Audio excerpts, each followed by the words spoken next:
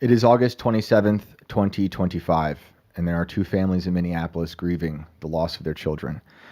Two dead children in a church shooting in Minneapolis, an 8-year-old and a 10-year-old. 17 others were shot, and 14 of those were aged between 6 and 15. This world breeds spiritually disfigured monsters who prey on the innocent, and it's a profound evil. And we are in spiritual warfare, and I pray for those families. This is Inverted World Live.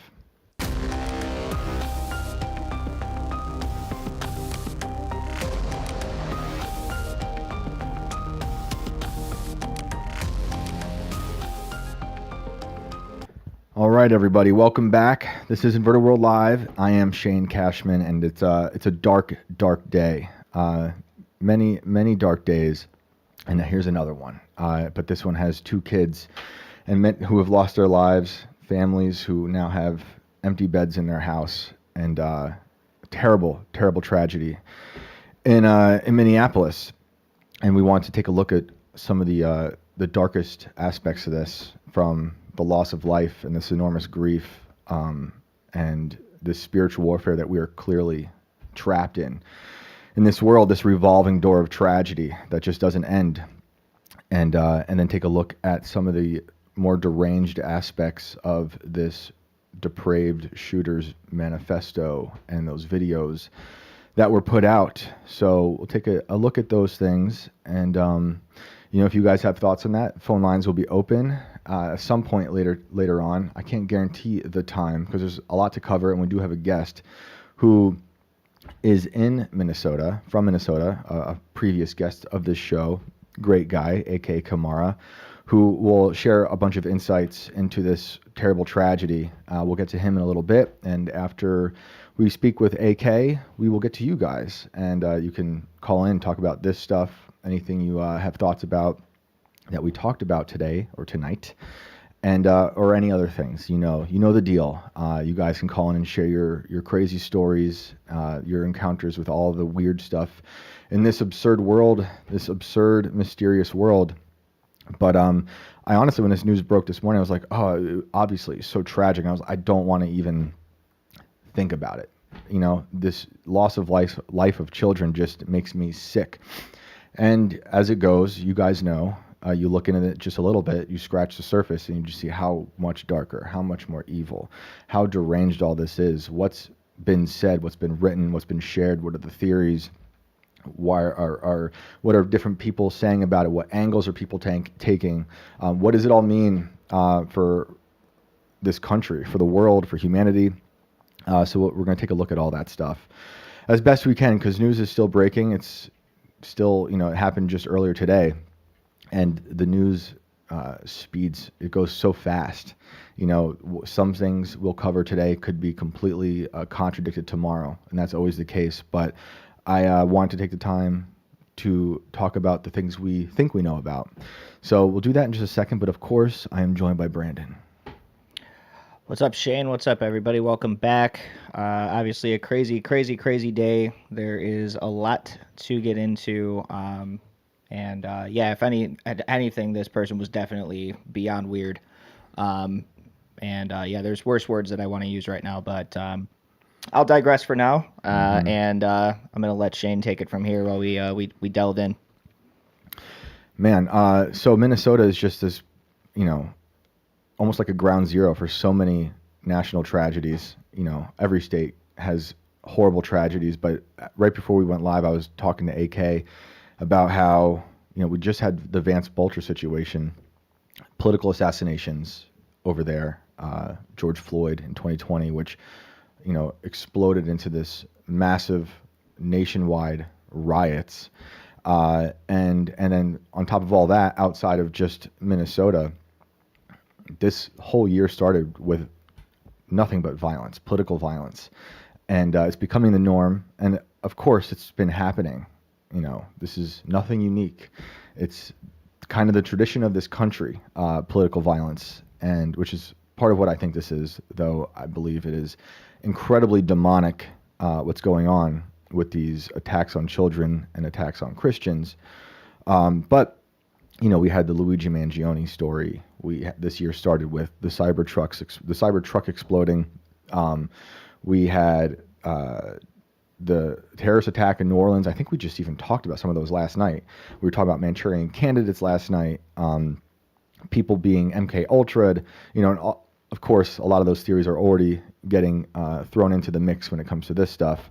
And it's hard not to have those questions because this psychopath made reference to so many of those things in these videos. So there were two videos that were put out. They're on Twitter now, but they were taken down immediately. Like this shooter's YouTube page was taken down. A lot of that stuff was scrubbed, as is usually the case with these things. The social media platforms go in and take them down on their own accord, or perhaps something else comes in and asks them to do it. It could be the authorities, which I kind of wish they were always left online. It could help. It could help if someone notices something and they could warn people. They of course can go to the authorities and do that. But it always makes it all the more mysterious when everything just disappears online. But thankfully we do have things like Twitter and a lot of people collecting this information. So again, I just want to say we should all say a prayer for God to carry these families through this insane grief.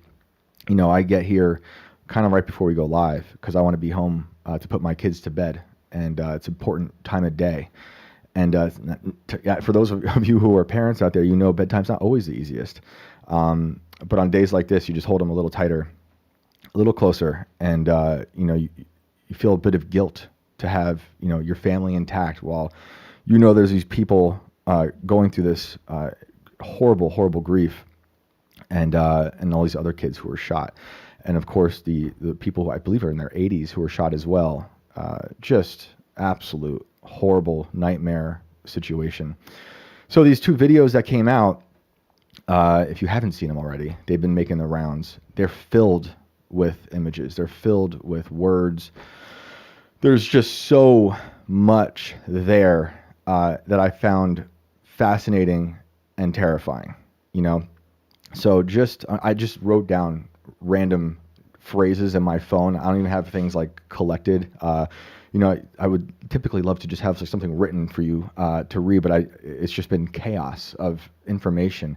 And I'm throwing it into my phone just so I remember what I was seeing watching these videos. I know Brandon saw them as well, and he's probably got some ideas too. The first thing that stuck out with one of the videos was it was covered in Luigi stickers.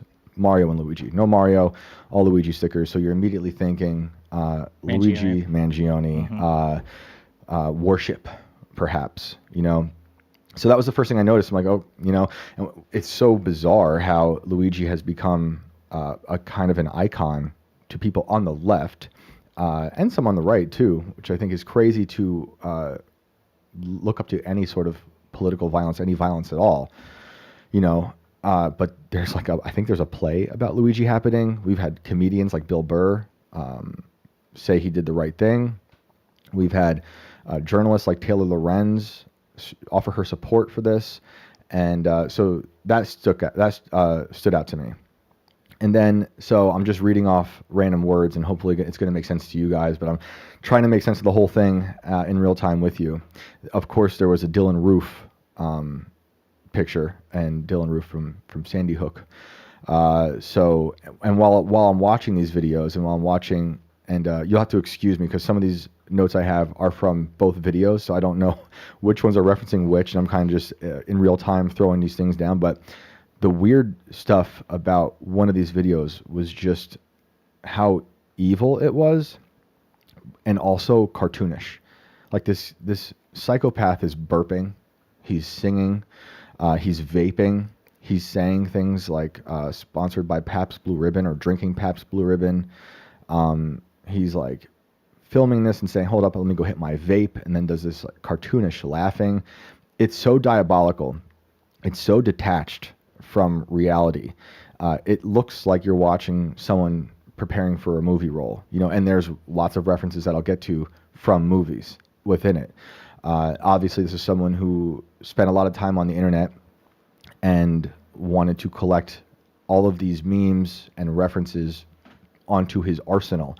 So there's the video of him going through a notebook where he wrote in Cyrillic his letters and his manifesto, and then there's another video of him showing his entire arsenal, and the guns and magazines all have crazy writing on it. For instance, one was, I'm not going to curse. You guys know I'm trying not to curse. Well, it's very hard for me. But it said, F everything that you stand for. Another one said, brought to you by BlackRock and ExxonMobil. And so immediately you hear BlackRock, and that is triggering some people's minds to think about previous political assassins or violent actors who have been found in BlackRock commercials, and that became a theory of like, oh, the next person's going to be in a BlackRock commercial or some BlackRock affiliate. And I don't think this person was a BlackRock affiliate, but this person knew to put that in there because he knows what it will do to the internet collective consciousness. Because this person has clearly studied mass shootings, pop culture, meme culture, and Reddit, the internet at large. He also mentions Brandon Herrera for president. That's the AK guy. I don't think that's real. He says he met Brandon. He might have. Brandon has said, online about this today, that he meets so many people when he does certain events, and it is possible, but also it's not possible. I'm of the belief that a lot of the stuff in here is just put in there to sow chaos, to make everyone find something in it that they can attach to support whatever narrative they're going to try to sell. And that's like a smaller part of the puzzle when it comes to just this guy wanted to just murder innocent children. That was the goal, death and chaos. And then this other side goal was to put out all of this information, knowing what the internet will do with it, and it has been doing with it all day. So there's references to Skibbity. He says, F these kids. And then there's just bizarre things like on one of the, I think it was on one of the assault rifles, it said 666 plus 80085. And, oh no, I'm sorry. I said 666 plus another number. I forgot the number. That added up was 8085, which is, everyone might remember from like grade school, the calculator. Turn that upside down as boobs, just a bizarre thing. Right next to that was live, laugh, love, right? And then there's reference to Vicky Weaver. Her name was written on a gun. That's Ruby Ridge standoff. We talked about it on the show a bunch. That was the anniversary of that was August 21st. Also written on it was Waco. I'm going to come back to that one. He had the smoke canister that says Jew gas. It said, the other thing said nuke India, inverted crosses, destroy HIAS, which is the Hebrew Immigrant Aid Society. Release the list, it said, obviously in reference to Epstein. It said Israel must fall. And this is all just like written across, if you haven't seen it, written across all the guns and the magazines. We live in a society, Joker reference. I think one part said Ted K, a reference to Ted Kaczynski. Robert Bowers was written on there as the Pittsburgh synagogue shooter. Rupno was written on it. That was the Christian, Abundant Life Christian school shooter. Then there was things like Nija was written on it, and I believe that's a reference to the skateboarder. Nigel Huston, yeah. Right, who was accused of rape. And in the video, the shooter says, F that guy, he raped someone. So it's just like so much put into here for anyone to pick through and be like, this is the thing, this is a goal, this is a motivation. And I'll get to my idea about that in a minute. I just want to go through some of these others. He says 6 million wasn't enough, a reference to the Holocaust.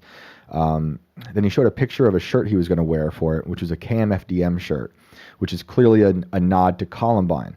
And this was strange because you typically, because the news is the way it is, people think of Marilyn Manson when it comes to Columbine, which was unfortunate because they weren't Manson fans as far as we could tell.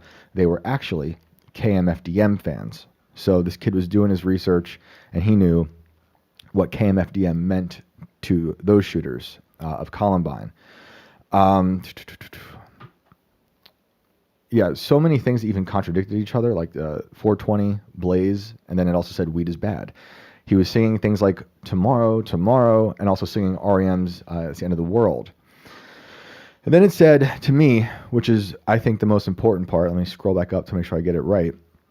two things that were repeated. This is real, and there is no message. And that might be, in my opinion, the only thing that is real when it comes to this manifesto. There is no message. I think the message here, if there is a message, it's not what's really written here. It's, I want chaos. I want to rob these families of their children, and I want the internet to go insane over my writing. And one of those unfortunate aspects of everything being scrubbed from the internet is that it creates a Barbara Streisand effect to where now everyone wants to see it. And maybe he even knew that would happen because it happens all the time. Because then it makes it, everyone wants to find it. Oh, it's taken down. Where can I find it? Everyone's looking for it. And now everyone's combing through everything. And there were even little symbols written on, like little lines written on it. Other people might just write off, but those are even references to, I think, like a Lost meme or a cartoon. I think it was called Lost, Loss. So it's like all this stuff, a lot of it is contradictory. A lot of it is just kind of like memey. But I do think there is no message is what he's getting at when it comes to what he's writing down. Obviously, the message is death and chaos, destroy the innocent. He wanted to murder children, pure evil.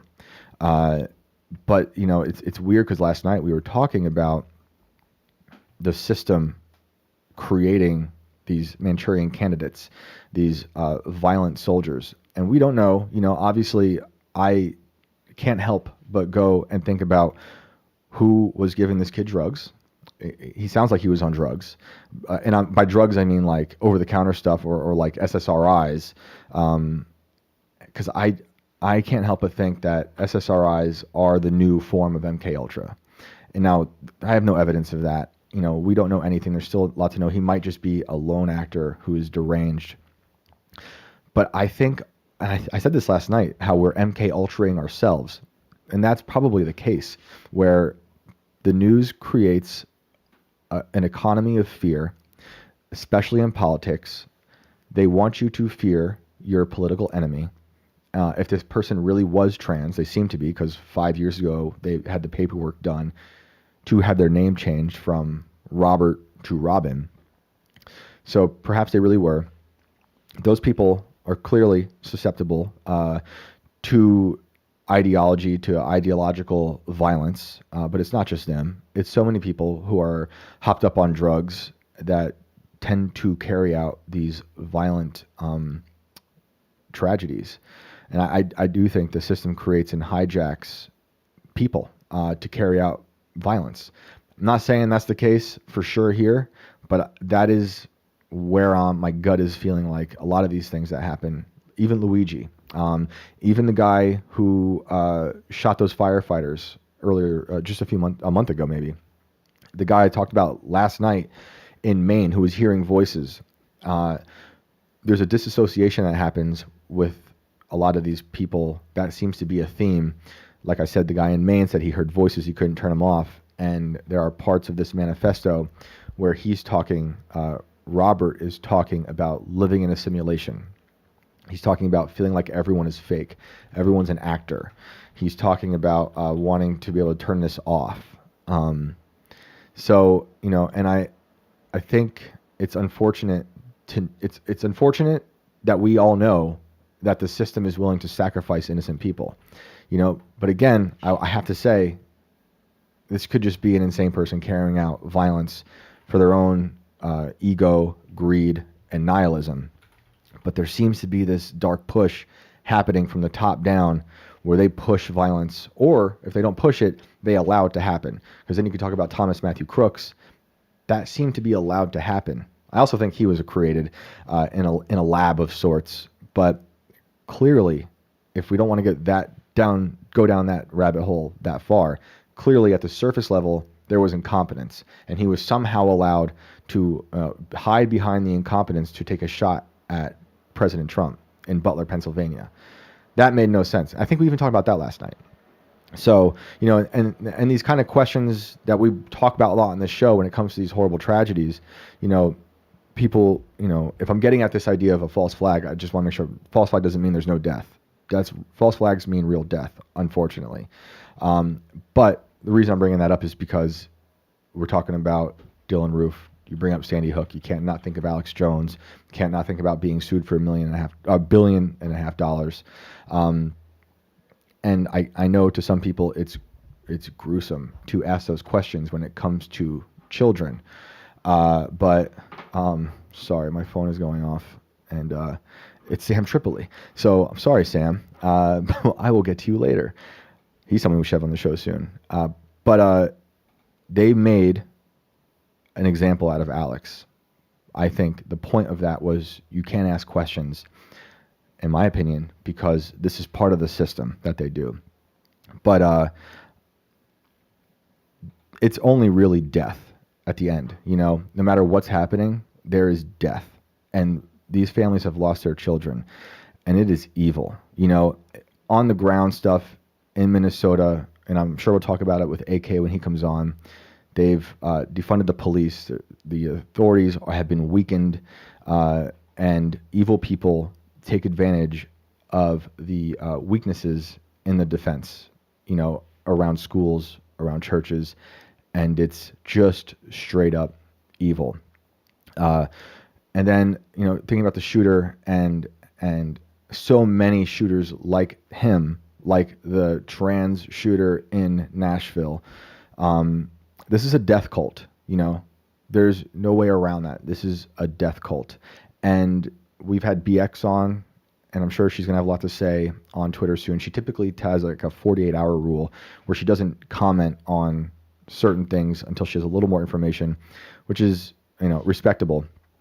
But she has talked so much about this exact kind of shooter when it comes to accelerationism.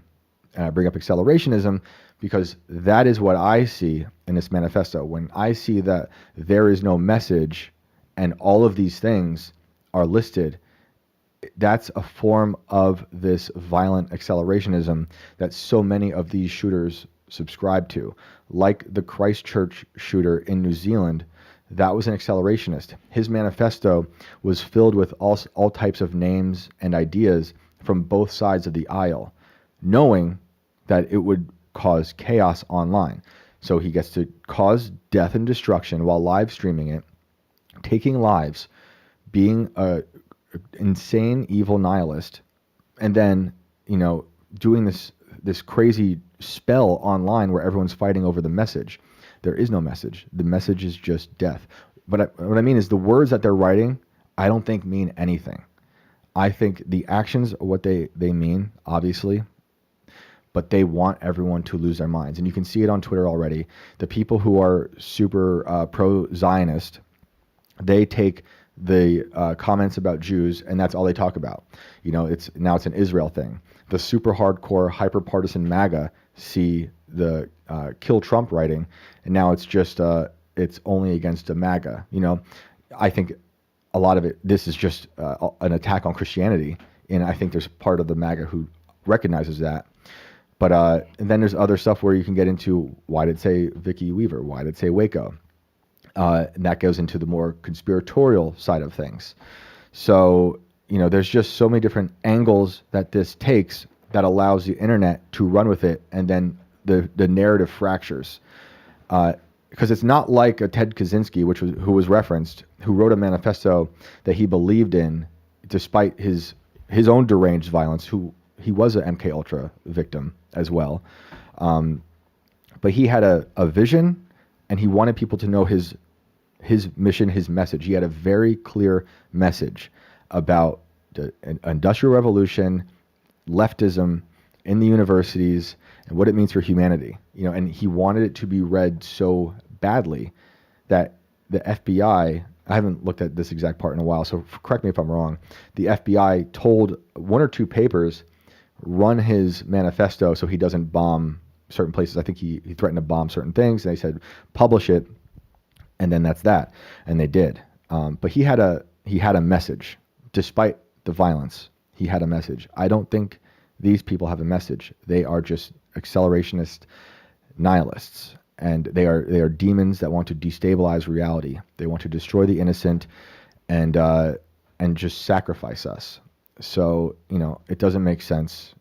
None of this ever makes any sense. I'm trying to process it, in real time. But clearly, this connects to so much that we talk about on this show.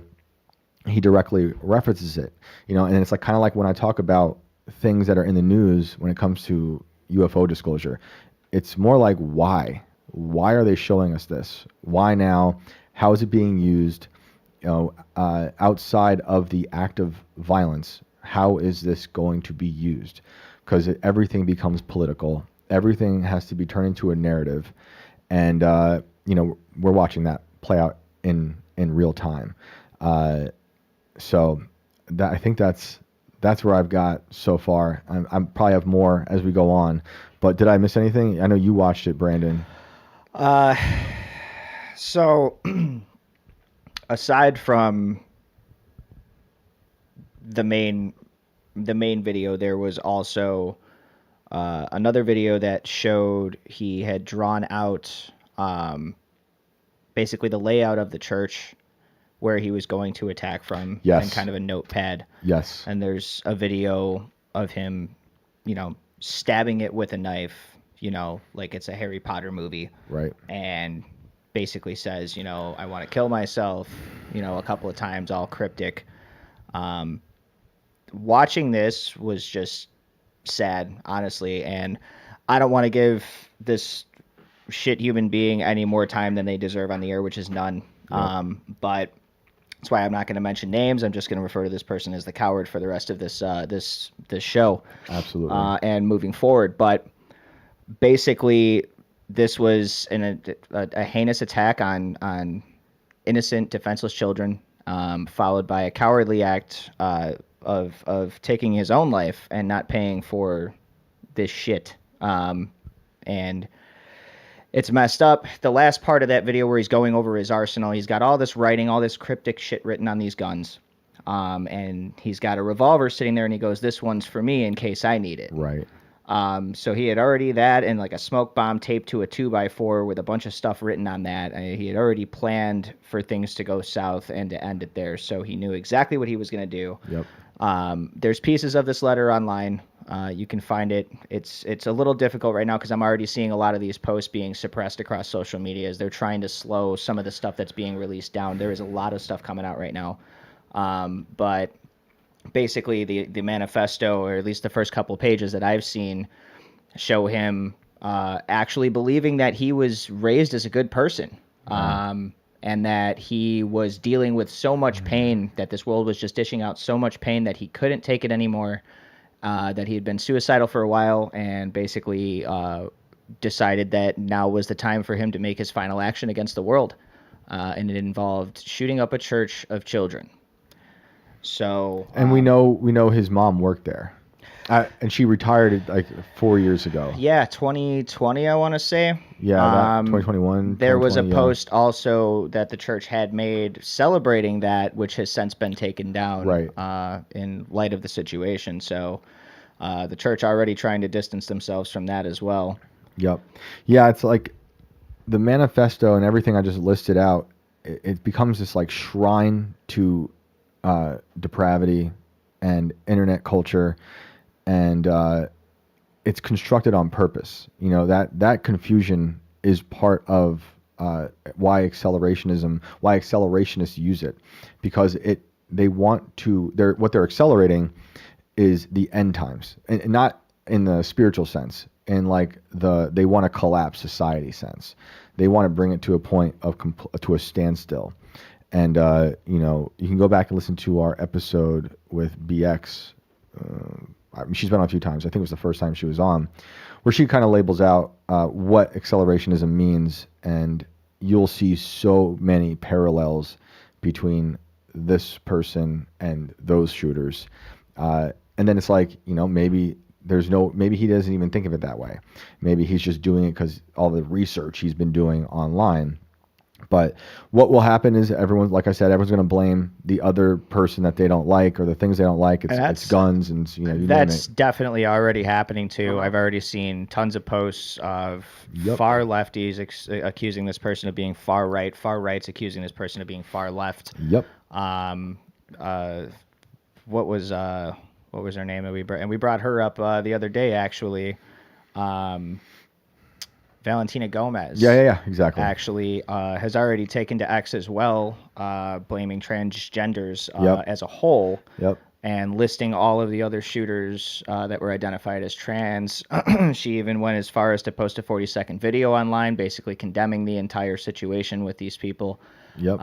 So there is already a lot of blame being tossed around in every direction. It's a feeding frenzy out there for people who want to just sling this as mud into somebody else's face and get them to take the blame for it. So. Yeah. And we can't forget these families. I mean, of course, the two that have lost their children, and then these other families, like, 17 I'm other people honestly shot. worried already that the focus isn't even on them, Always. which is It's the always most the case. sickening, almost the most sickening part of this, always the aside from the case. fact that children have been killed. You don't remember the names of the dead, unless you knew them, And I always think about when something like this happens.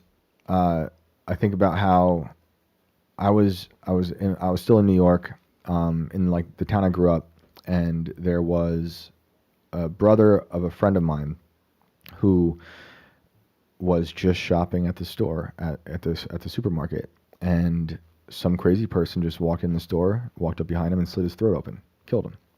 No motive, like no one knew anything. It was just psychotic. And then like our whole town is grieving. We're like, oh my goodness, like that is just evil. And that night, the Pulse nightclub shooting happened, and just to see that like local horror, balancing with the national horror, like how that took over the news and all those people dead, and there's just so many theories about all that too, but that's not the point of this. Is just like being the proximity to a horrible, heinous act of violence, and then juxtaposed against the grief, that those families were having in Pulse nightclub, and then the names just go away, and all we remember are the names of the people who carried out the violence. It's wild, but it just seems to me like we talk about MK Ultra a lot on this show. I don't know if that's the case with this, but it does seem to be that we are MK Ultraing ourselves through social media, through the news we eat, through the drugs we take, and what started out in labs, in CIA laboratories, and expanded into brothels, and then took to the streets. It expanded it into making the entire nation somehow simultaneously the experimental, the laboratory, and the battlefield. And now, these people can just be activated if you want to go down that route. Because, of course, there are just psychotic people, like the one who slit the throat open of the kid from my town. And it's just, there's just widespread psychosis happening. So, the more as news breaks, the more we'll come to this. But we should go to AK, who's been waiting patiently, and hear what he's got to say. What's up, brother? What up? Good to have you, man. Thanks for joining us. Yeah, thanks for having me on, man. Welcome back.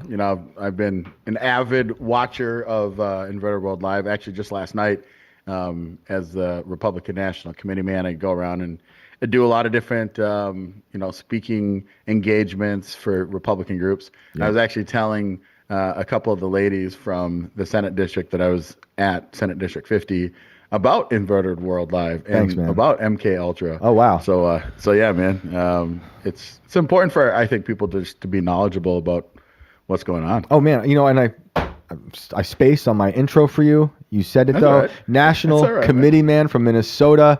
We got AK Kamara. You can find him on X at Real AK Kamara. He's been on the show before. He's been in this room. One of the few real people we've had sitting in this room. And you have been in this state where all these crazy things are happening. I mean, you called in when the Vance Balter stuff was going on. You gave us, insights to that. So, yeah, walk us through what you're thinking about all this, what you're seeing, what you're hearing. Yeah, I mean, I think you guys did a pretty good job, kind of an overview of the depravity that exists. I think it's important to always try and put things in their proper perspective. Obviously, within the Minneapolis, St. Paul, we call it the Twin Cities area. I mean, there's people, like I do a radio show every Friday. I'm a guest, I should say, on a radio show. One of our radio hosts, he posted on X that like his neighbor literally has kids that go to that school right now, and like it's just so many things are so close. But I think the thing that I always try and emphasize is like, yeah, dude, like you can fall into this nihilistic worldview where you look at all of the insanity and chaos. But I think that that's part of what these shooters want, right? Especially those folks that have so many deranged attitudes. They want everyone to fall into the nihilism. But to me, the best counter to nihilism is Christianity. Like, I'm a Christian. I know some people roll their eyes like, oh, whatever, man. But like, that's like truly the message of Jesus Christ, that even in this horrific moment, like understand that those two beautiful children are in the arms of Jesus Christ, right? They are in eternity, forever happiness. And that's the thing that keeps us motivated and moving forward through this thing that's life that can be horrifying from time to time. And so it's like, I always think it's important to kind of put that in a measure, just so you don't fall into the nihilism. But then you also have to be able to have balance. Now, as a person that's involved in politics, I do actually think that there are solutions that exist to the things that ail us, that could improve life to be better. And kind of touching on kind of this larger analysis and critique, this young man clearly was very disturbed.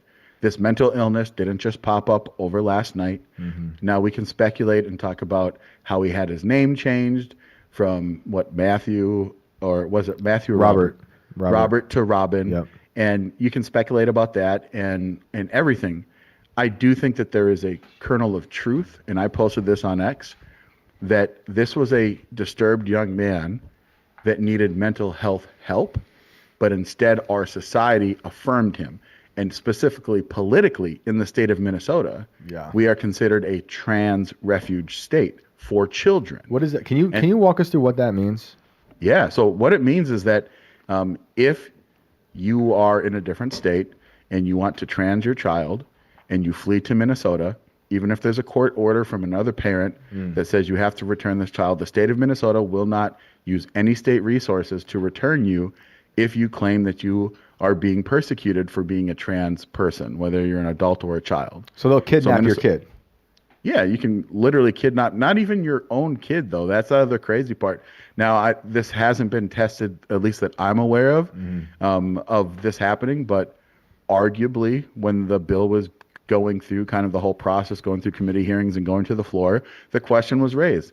Let's say that I start a friendship, quote unquote, with a trans youth, and I'm an adult, and they're telling me that their parents won't affirm them. And I'm like, why don't you come to Minnesota?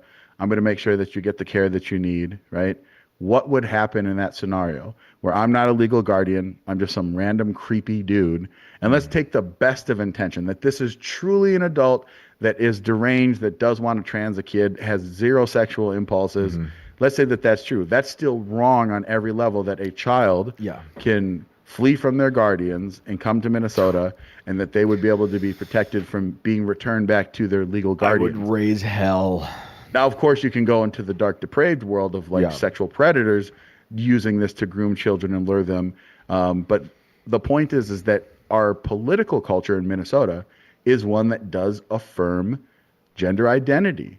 And we actually, they tried, not we, because I'm a Republican, but the Democrats tried to pass what they called the Equal Rights Amendment, which would clarify that gender identity is a protected class, which would mean, by the way, talking about a church setting, that a church would not be able to not hire someone who identifies as trans, because they would say that goes against the Equal Rights Amendment. Now, luckily, the Democrats did not have all of that political capital when they had complete control of the state Senate, the state House, and the governor's mansion, so it actually ended up not passing.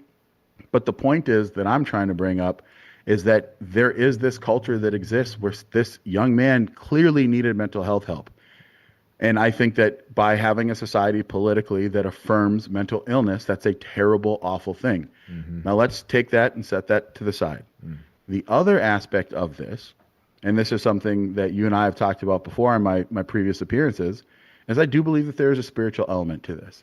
I do believe that clearly there's some type of demonic oppression or possession that would make someone to be so depraved. I mean, just you guys touched on it for a second, but just really think about this. His mother retired as a secretary from the Annunciation Church, right? This is this amazing, beautiful thing. She's dedicated all these years of her life and her service.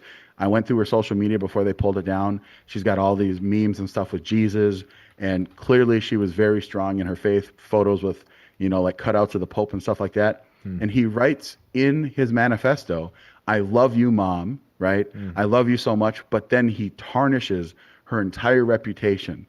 The church will never associate her with that church. Yeah. Because of what he did, right? And so I think that that's like so much of a depravity that it does enter the world of the demonic. And I think that that's the other aspect of this. Like, we're already a fallen world because of sin. We're fallen.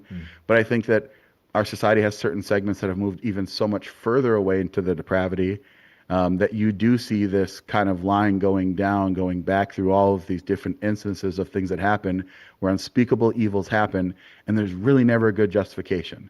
When BX talks about a lot of the like accelerationism, she does talk, because I'm a huge fan of her, by the way, like from the show. Oh, cool. And when she talks about the accelerationism and that they will use different kind of, if you want to say like, plot objectives, like, oh, I'm a Satanist, oh, I'm this, oh, I'm that.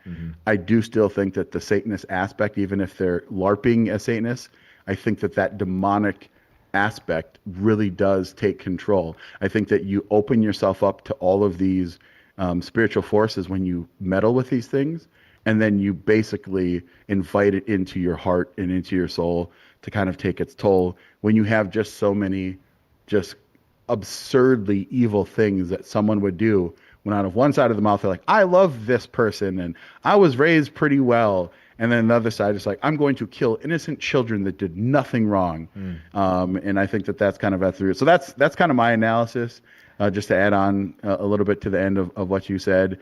And we can talk more about, specifically this taking place in Minneapolis, which, by the way, on Monday, the DNC started their summer meeting in Minneapolis.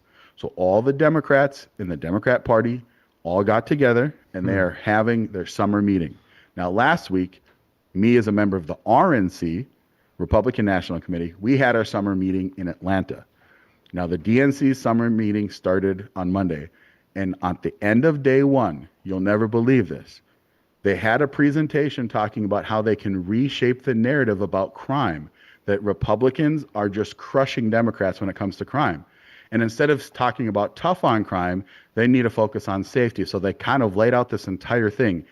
And would you believe that within 72 hours, there's now been 5 homicides in Minneapolis and over 20 people have been shot. Wow. And it's just, that's so random. And I don't know, I don't know what else you would chalk that up to, but you notice it and you're like, wow. Is this just them trying to go out there and explain what their purpose is, and like in a weird way, like disproving that their entire approach to crime is awful? Because again, Minneapolis is a Democrat-controlled city, Democrat-controlled city council. Minnesota is in a Democrat state in which we've had a trifecta that passed all of these anti-gun laws. Like, Minnesota is not like this right-wing freedom center, man. We haven't had a Republican win a statewide office since 2006. Wow. So, yeah, man, that's kind of my analysis of everything, and we can talk about anything else. I mean, so that's crazy. I didn't realize they were all there. So yeah, have they? Dude, they're literally all here. Do you think they have not learned anything from defund the police? Yeah, I mean, that's what's so weird. So before the shooting, okay, there was Monday night. There was a shooting overnight that actually took place outside of a school. It wasn't targeted at children. It was just like basically, I think, some street beef. But there were 6 people that were shot. Okay. And then on Tuesday morning, there was a shooting. And it was like, again, kind of some random kind of, I believe, gang violence. And then Tuesday night, like at midnight, there was a shooting downtown Minneapolis. All 3 of these shootings, at least one person died. Right. Wow. And then this happens on Wednesday morning. And so it's just wild because Minneapolis right now, they're on track to not hit their high note when it comes to homicides.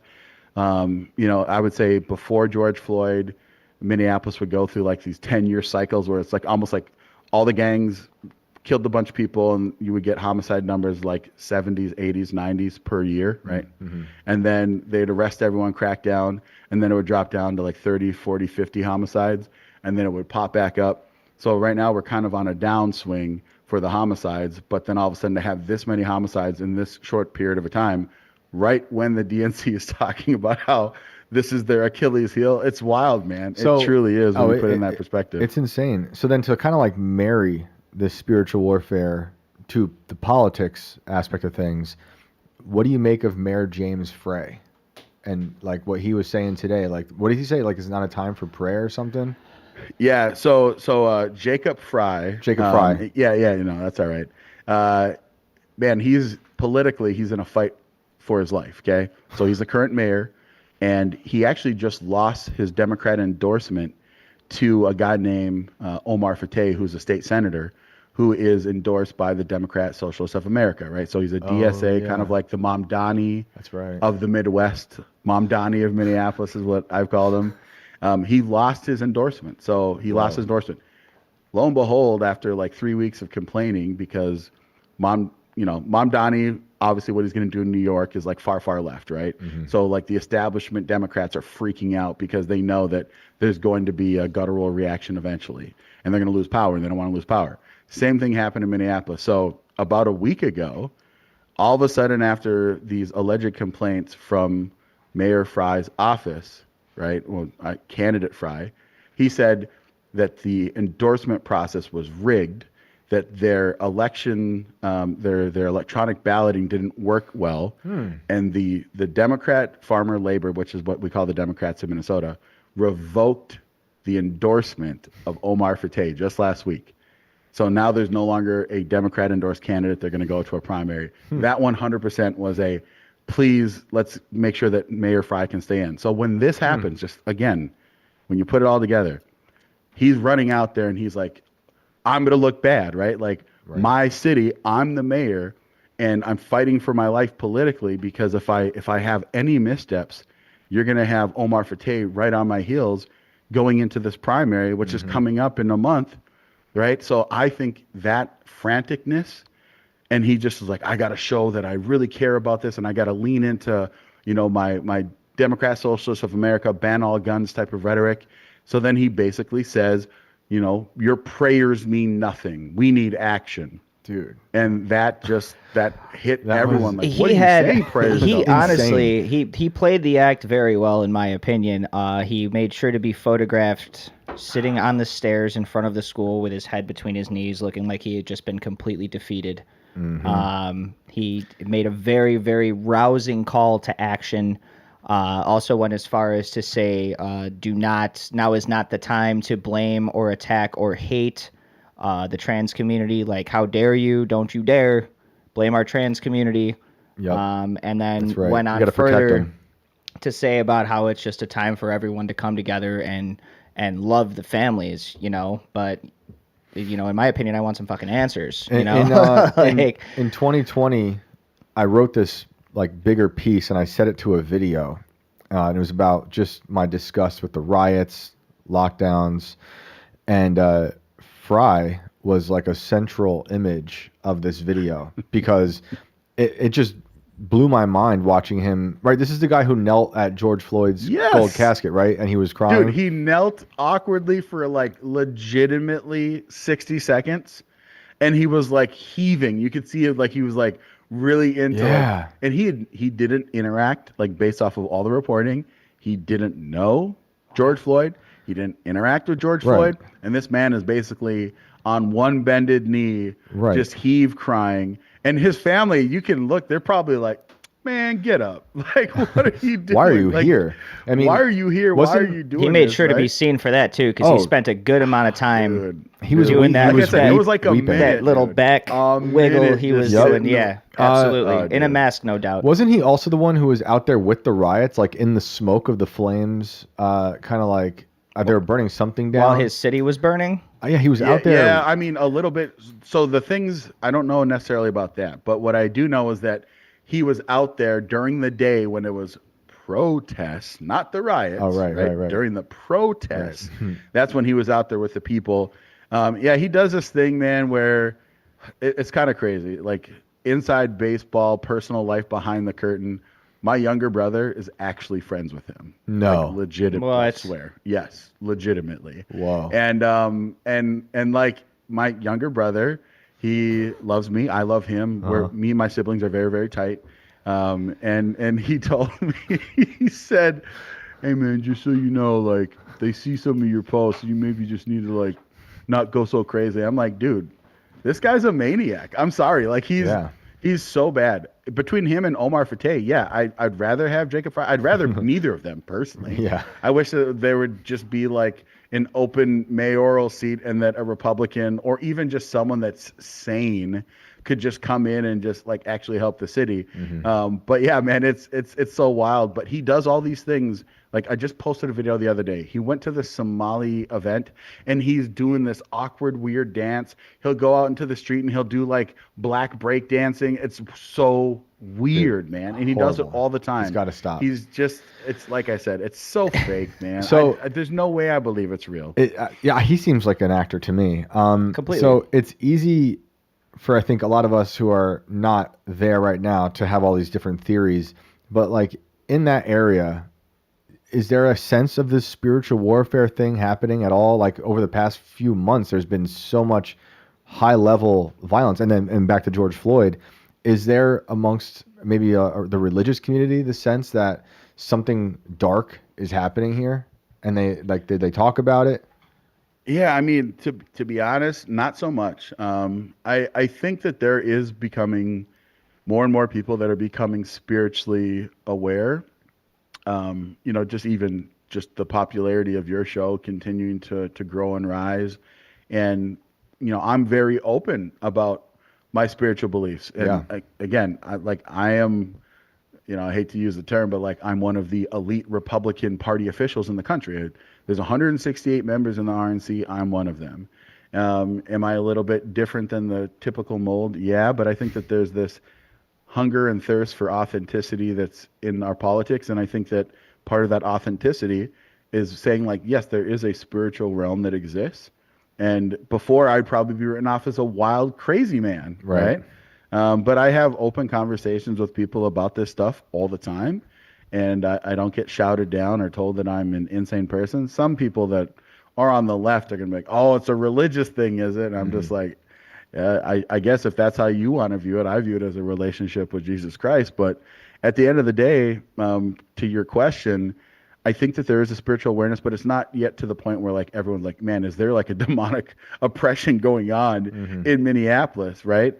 There are so many odd other peculiarities that, of course, like you go to any town, you're going to know more stuff that happens than this stuff, right? And you come to find out that, like, for instance, we had this satanic display that was in our state capitol. The one in Iowa, if you remember, got like knocked down. Yep. Well, ours didn't get knocked down. Okay, like they had it there. There's like this weird kind of overt Satanism thing that goes on where we know that the left sometimes like to use it to just kind of troll the right. Of course. But I still think that there is, when you troll with demonic entities and evil forces, I think that there's always a door that opens up and a path that opens up. And so that, I mean, there's been performers in the Minnesota State Capitol that were basically, whatever, they're like drag queens, but were also, like, they did satanic burlesque and stuff like that, that performed for the Democrats. Like, literal elected Democrat officials are there. Of course. In the state capitol in the last couple of years. So there are all of these different aspects that I think are all part of like this cumulative, I would say like spiritual warfare that's going on for sure. Well, this kid was kind of self-proclaimed demonic when he posted that picture of him, a drawing essentially of him looking in the mirror and seeing the reflection of a full-on devil coming back. And this is him. He's got his AR-15 drawn on his back with a couple of, magazines. Yep.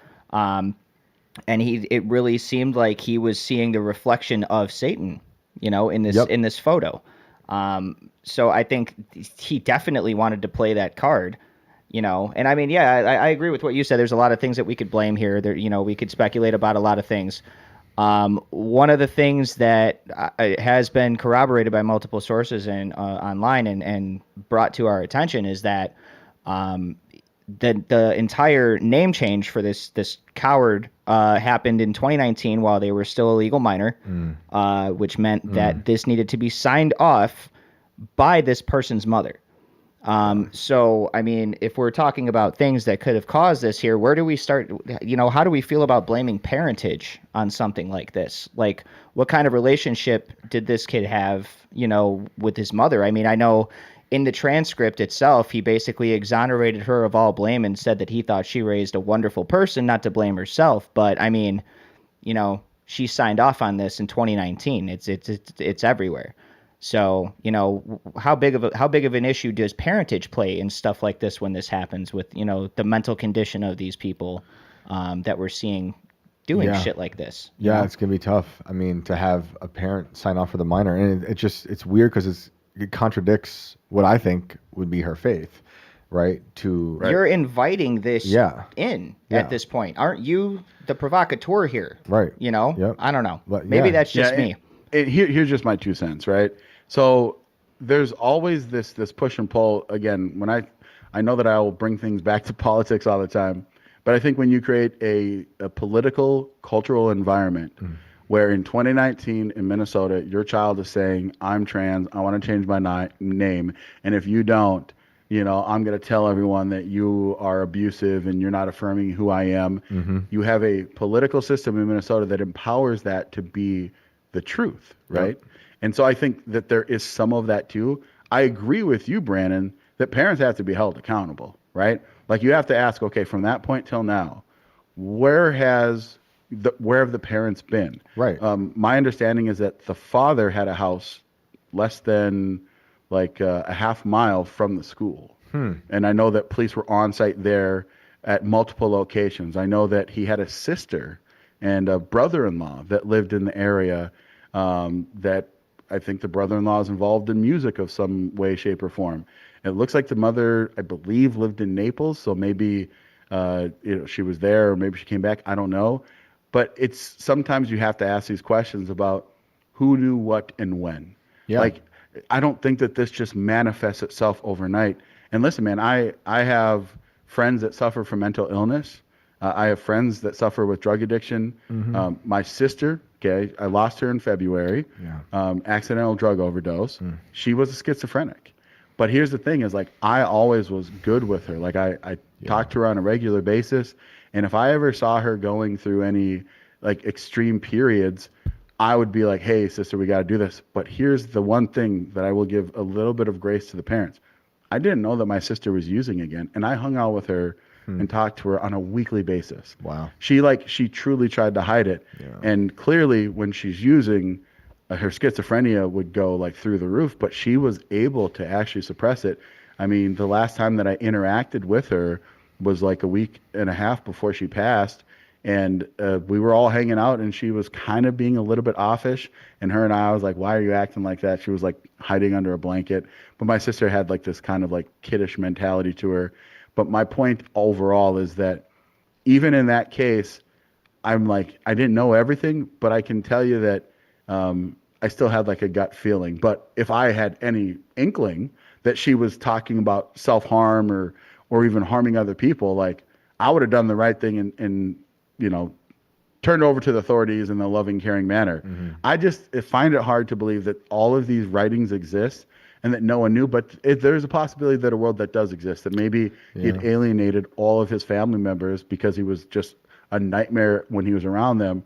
So that's just my piece. Yeah, there's I don't know exactly how much it can be. We don't know on his family. Right. Yeah. We don't know about the gap in time yet between the 2019 or 2020 name change to now, but there are, I'm sure we'll figure that out. Well, who knows, maybe, but, it's alluded to only in that manuscript that he wrote that he just was like this for years, and that it was no secret that he was avidly depressed. Right. It wasn't drug use, according to what I read. It was really just this person was not well and knew that they weren't well. It reminds me of the shooter, I think in Idaho, who ambushed the firefighters. There were so many different stories that came out, and eventually, as far as last I checked, he wasn't really with his family. He was living in a car. Like they didn't. So there's like this missing time where people aren't really. So it seems checking up on him. The Thomas Matthew Crooks one as well. Like he had family, but they didn't seem to know that he was doing all this stuff. I mean, he was going to a shooting range that Homeland Security used to practice. So he had this other life where he was building up to this attempt. But yeah, I also want to think like what drugs was he on? I said it earlier, and I think we are a drugged up country, all types of stuff. So many people are on so many drugs, so many prescriptions. And I think, a lot of these things can have really, really bad consequences. And it's just as bad as the street drugs people are doing, like SSRIs, all that stuff. And here's the thing too, is it is interesting to see how these narratives are going to try and push against each other. Yep. Now, of course, like you were saying, Brandon, you're going to have the people that come on like, this guy is a far leftist or this person is X, Y, and Z, and you're going to lay out your own narrative. The thing that I found kind of fascinating, so the Minneapolis police chief, his name's Brian O'Hara, and some people really, really dislike him because they think he's really disingenuous. He actually came from Newark, I believe. Or no, he might have come from like Camden. Like he came from a corrupt place in New Jersey, Yeah. which I think there's a lot of those. But he specifically was calling the shooter him, which I thought was awesome. Yeah. And that just kind of shows that there is a little bit of a narrative shift, right? Yeah. Where who was it? It was the biological female in Tennessee, right? I don't remember. Yeah, it's like I think I think you're right. Everyone was freaking out that she was being misgendered or whatever. Yeah, it's right? ridiculous. Remember? Yeah, but that hasn't happened yet in this narrative. Yep. But I saw that Gavin Newsom, right, the plastic skin suit reptilian, Yep. jumped online right away, and he was like blaming Republicans. Like, bro, this happened in Minneapolis, Democrat-controlled city, in Minnesota, a Democrat-controlled governor that had a trifecta that passed all these anti-gun legislation in Minnesota in the last few years. Like, what are you talking about? I think more guns fix this problem. Not less. Yeah. Well, here's the crazy part. So in Minnesota, we do have a independent journalist outlet called Alpha News. Fantastic. Liz Collin is amazing. Oh, yeah. If you ever have a chance to opportunity to talk to her, she's great people. Yep. She actually got permission from one of the family, the mom and dad of a child that was shot. Okay. And the parents said, we want armed security at the school. This should be a no-brainer. Like, yeah, especially after everything's going on. And I know that some people get weird about it. But yeah, man, I mean, Minnesota, if you call and ask for permission and you have a permit to carry like I do, I carry every day, the school will let you carry a firearm on property. But no school ever lets you. Right. You give them a heads up, they're like, no, you can't. Yeah, yeah. I mean, but it's not against the law if they give you permission. It's so unfortunate that it has to be that way. But this is the world where we are in a warfare. Whether you want to go down the spiritual warfare avenue or not, kids are being attacked. There's psychotic people in the world, and taking away guns isn't going to fix anything. You need to have armed guards, and it's just so insane to me that some of these politicians like Newsom or Pelosi, I mean, you name them, they're the ones saying we need like gun control now, but they have like a full security detail and they're surrounded by people with guns protecting them. Meanwhile, the kids are just left in the open. These innocent people at churches and schools, they got to be protected. That's the people who need protection. The innocent need to be protected at all costs.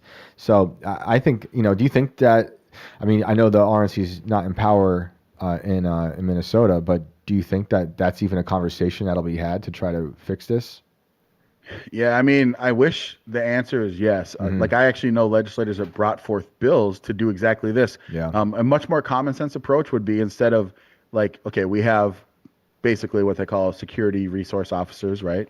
So it's usually like a police officer that's either still licensed to be able to be a police officer in the state, or they're recently retired. Okay. And they're at your school, right? Yeah. And then we had this huge problem after George Floyd, where Minneapolis public schools and St. Paul public schools suspended their SRO program. And guess what happened? A bunch of like shootings and stabbings were happening in the high schools and stuff. Insane. So that's kind of been kind of repealed, and they're back. But the common sense approach was, if you have teachers that have their permit to carry and they're responsible, obviously if you get your permit to carry, you're relatively going to be more responsible. Allow them. Yeah. Allow teachers that have their permit to carry to bring their firearm in the school and all that. But of course, those that hate guns are like, absolutely not. A kid's going to get into it, and then you're going to have a dead kid. And it's like, again, man, most of these people, like myself, I take carrying a firearm every day very responsibly. I have 17 nieces and nephews. My nieces and nephews know the drill. I go through the drill with them. If they ever find a firearm, and it's not just for being in my house, it's for being at a friend's house. Yeah. What happens if, there is an irresponsible gun owner? Because there is a difference between someone who goes and purchases a firearm and doesn't ever carry it with them, and someone that carries it every day.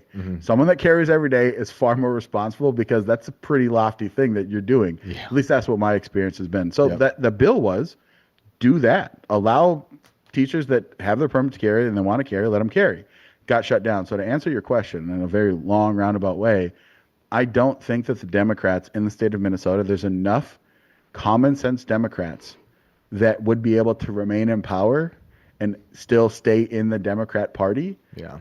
that would ever be in favor of anything positive about firearms at all. Yeah. Minnesota has become this weird state where the far left Marxist Democrat Socialists of America truly do have the ear of the Democrat Party, and they actually have elected positions because they basically fed that activist kind of class to the point that now that activist class is like, okay, thank you for feeding us. We're in charge now. So you're going to see some other interesting implications that come from it. The one thing that's positive is that some of the Democrats that are on those kind of bubble districts where maybe they only won by 2 or 3 percentage points, if we flip 1 or 2, just actually one more House seat, then Republicans will have a 1-seat majority in the state House, so we can at least stop crazy things from happening. And we actually do have our state Senate seats are up for election in 26. And so if we can flip, again, one of those seats, then we'll actually be in control of the House and the Senate. And then, of course, if we can flip the governor, then we can have a Republican trifecta. But wow. Well, we'll see. We'll pray for you guys. Are there any updates on that Vance Belter story? Yeah, so I mean, he had his arraignment officially. He pled not guilty. He said, just wait until we get to trial and discovery. You're going to hear a whole lot more. And it is pretty fascinating, because some days I'm like, is Vance Belter basically a more mature version of, this young man today, right? Where he just wants chaos for chaos sake, because like all the stuff that he's saying out there does read into some deep lore that people are more susceptible to on the right. Because he said he was trained by like a secret military. Oh yeah, he said right? he said he was trained while he was in Africa by basically CIA ops. And he worked for the CIA, running CIA ops. Right. And for those who don't know, true. For those, we know those things have happened. But They for those, have happened. For those, and that's what I'm saying. Yeah. For those who don't know who we're talking about, this is the guy who carried out 4 political assassinations. 3 or 4 political assassinations. 2. He shot 4 humans and 1 dog. Okay. The dog died and 2 humans died. So the human that died is former Speaker of the Minnesota State House, Melissa Hortman, and her husband, Mark Hortman. Sheesh. And then the 2 that survived are State Senator John Hoffman and his wife, Yvette. And here's the other thing, and this is again, just an interesting, if you want to say, critique or analysis. So the first day of the DNC that happened on Monday, they basically spent 2 hours honoring Melissa Hortman, which obviously is a very tragic. It's here, but it's like you could almost, in a certain sense, be like, okay, they kept on comparing to Wellstone. So if you remember, Paul Wellstone was like this rising star, U.S. senator. He's basically a left-wing populist, beats the establishment Republican, becomes state senator, and then his plane crashes, right? Oh. Like months before the election, right? Yeah. And so like he was this hero of the Democrats in Minnesota, and they still invoke his name to this day. And it almost seems like Melissa Hortman's kind of been elevated to that status. Wow. Where she will be invoked as like, now tie it to Vance Belter and say, this Republican. They haven't gone necessarily to that extreme outright, just like in front of everyone to say it, but they are kind of sowing all of the seeds to be like, Vance Belter was basically radicalized by the right to go and kill our hero on the left. Because make no mistake, Melissa Hortman was a very effective Speaker of the House. She was actually able to hold together the far left and the moderates within the caucus to get stuff done, Right. and be able to like actually pass legislation. And I actually think that Governor Tim Walz was going to pick her to be his lieutenant governor pick, because his lieutenant governor, Peggy Flanagan, which that's a whole other story with her Protect Trans Kids shirt that she wore. She's running for U.S. Senate. Oh, wow. And so he needs a new lieutenant governor, right? He needs one. I think it was going to be her, or there's a world that exists that he might have stepped aside, passed the baton to her, saying you're in capable hands, and then he can basically go out on a high note to run for president in 2028. But all of that was dashed with the killing of Melissa Hortman and Mark Hortman. Man. So it's just, again, it doesn't mean anything, probably not, but it is kind of interesting when you kind of look at it, because using that against Republicans, having this hero and being like, this is because of Republicans, that's why she was assassinated. And look at Vance Belter. So when he goes on trial, if he just like constantly brings up any political stuff, they can use that and weaponize that to stop Republicans from being able to have electoral success. It's fascinating. I don't think that party cares about the dead. I think they use the dead as a body to stand on top of for their platforms. Like they always use the dead for human shields. The right does it too, but in the past 10 years, the left that's been their pattern of building their platform out of dead bodies. You know, No, they do it all the time, because it provides this I don't know, it's like a justice effigy that like empowers them, right? Like on the right, we don't sit and invoke, I guess, our dead heroes. Like every once in a while you pay homage, right? Yeah. But the left loves to invoke their dead heroes. False like, idols. Go back to all the way to like JFK, right? Yeah. Like, you know, I mean, do we invoke like did Republicans in the 20s invoke Abraham Lincoln or what? I don't even think so. I mean, we know that he was the first president of our party, and that is probably the artifact there, not the fact that he was killed. But they get statues, you know, like they'll build statues and they'll have a holiday, but it's different than a lot of what we see out of the modern left, where it's almost ritualistic. It is ritualistic. It's like I said, if you have time, which you don't because you're always a busy man, go back and watch the first day of the DNC summer meeting. Okay. And like I said, it's got this weird vibe to it, brother. It's just that's what they do. Well, man. hey man, we're gonna get the callers pretty Cool. soon, but always a pleasure to talk to you. Thank you so much for joining us and talk about this stuff. I knew you'd be the perfect guy to bring on about this, and please let everyone know where they can find you. Yep, you can follow me on X at real AK Kamara, also over on Facebook. You're going to get a smattering and a mix. I created this funny AI video using Grok of Tim Walz dressed as a Minnesota Vikings cheerleader. And then you also get like my more serious political analysis. So, you know, just got to kind of mix it up. And then you can follow me on TikTok and on Instagram at AK Kamara. So go and do that. And hopefully one of these days I can come back out to the property, do another in-person. Because even though I did IRL, Tim wasn't there. That's right. I'd like to do IRL with Tim there. That'd be cool. Yep. So. Yep. Well, he should be back soon. I actually talked to him earlier. Sounds like things are getting better. I hope he heals up, man, and Yeah. he gets better back in fighting shape. Yeah, man. Well, dude, thank you again, and we'll talk soon. All right, man. You guys take it easy. Thanks, Later. man. Oh, man. AK rules. Thank you, AK. I met AK a few years ago at one of my favorite annual events, the Grifties, hosted by the great Hoteps, Hotep Jesus and Uncle Hotep. Love those guys. The Hoteps are great, and the Grifties, for those who don't know, are like an award show for the best grifters of the year. There's political grifters, entertainment grifters, sports grifters, and they've been so kind to have me out at the Grifties, and I get to do a little bit of stand-up and announce an award. And it's at that's funny enough. It's at one of Tripoli's comedy club. It's not just his. I think there's a bunch of them, but these guys that run that club, it's the Comedy Dojo in New Jersey. Incredible club. If any of you guys out there can travel to the next one, I'm not sure when it is. This previous one was in March or April. So it's probably a little under a year away, but they are fun. We pack that house, have a great time. There's so much laughter, and the Hoteps have a good time. But I met AK there, and right away, I think the first thing he told me was, "I hunt demons," or "I hunted demons," and you can hear all of that in our episode with AK, where he's in this room from this summer, which was incredible because he's got a ton of amazing, very inverted world stories.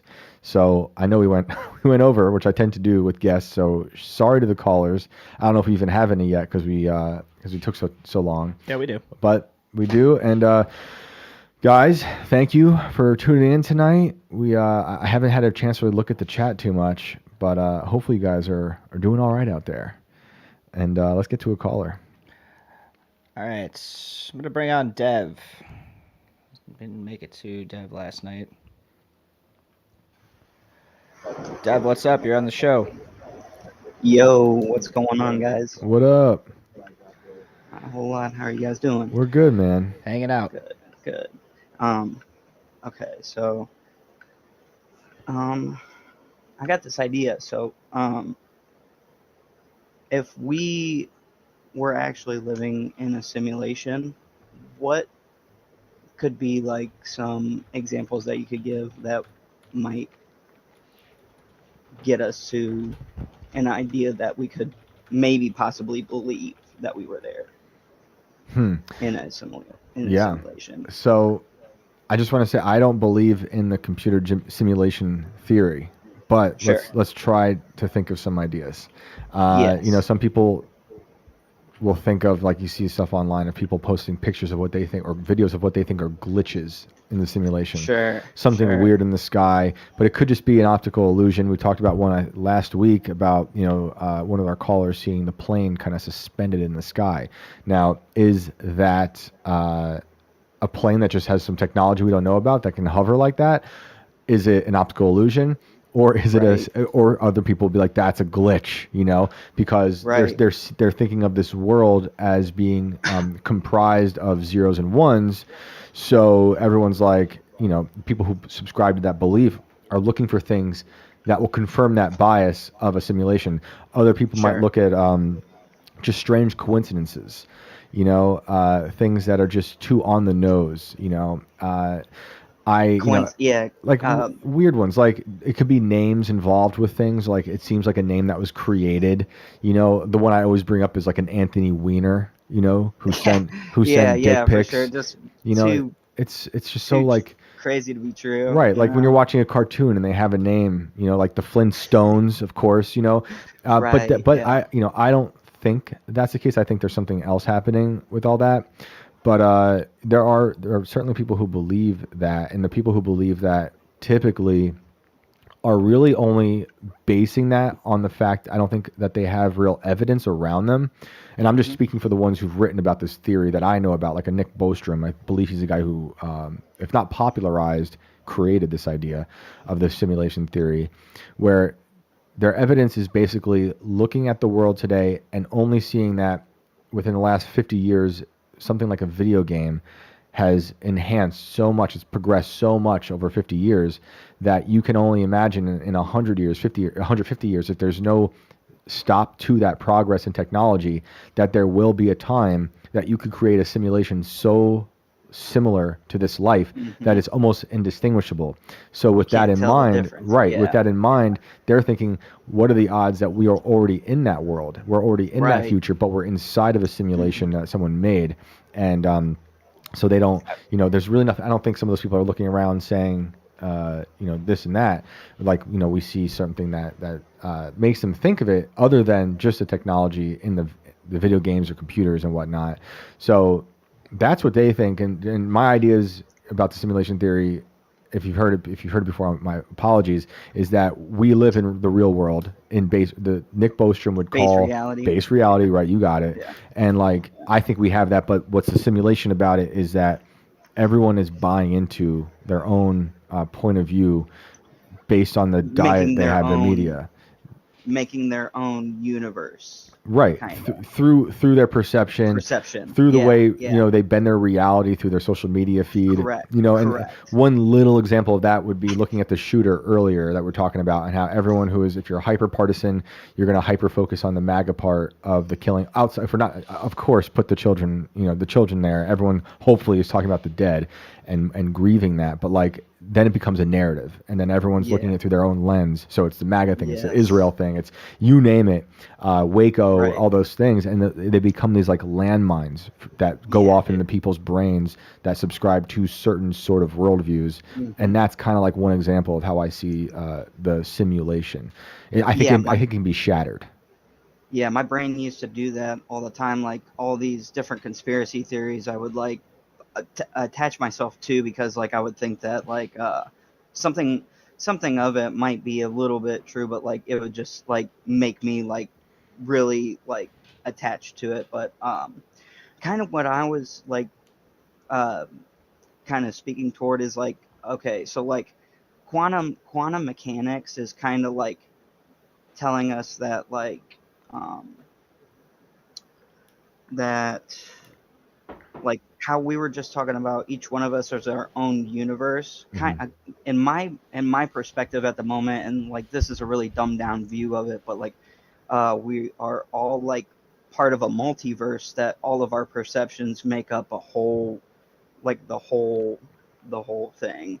And I think that the government tried to experiment that, and that 9/11 could have been like an actual experiment for the government to test to see whether or not these, like, we are all connected through one giant consciousness, like and they call it the Global Consciousness Project, and you can look it up on online. They call it pseudoscience, but it's like random number generators and stuff like that. But um, the thing about like quantum physics and quantum mechanics is that it really interests me is obviously like the observer effect and things like that. But like if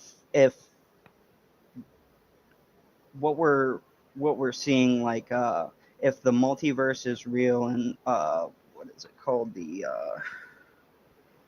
oh uh the multiverse interpretation, I can't remember what it's called, but uh an axiom of quantum physics and the multiverse interpretation of things, you have to kind of perceive, and we're finding out that quantum physics works. So like quantum computers are an example of applied physics of quantum mechanics, if that makes sense. Yeah, I So mean, I'm still trying to wrap my head around the quantum computing thing. I read about it, yeah, and yeah, me too, dude. I'm retarded. I'll say Yeah, that me too. publicly, but I think I'm starting to understand. I just know that they're extremely powerful, and now they're telling me that that's the next thing to take over. Yeah, so one of the things that I'm trying to write about in this like book thing that I'm trying to write, it's not like I'm not trying to promote that or myself or anything, but Hmm. like uh one of the things that I'm writing about is that like one of the axioms that you have to take from that, like one of the consequences, or one of the things you have to interpret, is that like all if everything is possible and all things are possible through God, in my opinion, uh, that would mean that through quantum mechanics you can uh, you're able to say that the Messiah who he was. Like a lot of people like to call him Jesus. I just call him the Messiah. I don't know what his actual name was, and I don't try to whatever. But Hmm. if you uh, think of it in that perception of opening your mind enough to believe in the possibility that he was who he was, you might be able to grasp that concept a little bit easier But for people who are you're on the saying that, fence. were you saying that the computer would be able to confirm that? I believe their predictions and their models are going to confirm that. eventually, and that might be very dangerous math. They talk about types of physics that are dangerous, and I think that's one of the type of physics that they think are dangerous, not just like building an atomic bomb or something like See, that. my But like, problem with that is going to be like, say they do have a computer, and it's like it confirmed Christ was real, and yeah, everyone's gonna be like, oh sweet, and then it gets like a lot of Christians on board with it, and then it makes them want to believe other things it says. And like me personally, oh I yeah, don't need a computer or science or technology to confirm anything with my faith. It's actually, my right, faith is completely divorced from all of that. sure. So it's like I find things like the Shroud of Turin interesting, but like the debate's always, it's real, it's not. I'm like, I Is don't. it It's real? Is it cool, not? but I Yeah, don't need yeah, that in my yeah. brain and It's heart to possible. confirm it. Yeah. And It's then, but not. it's always It's using not gonna. technology. Like they're using like new technology to do this, and like one week it's real, the next week it's not. And I love that conversation, but I don't need it to confirm anything with my faith.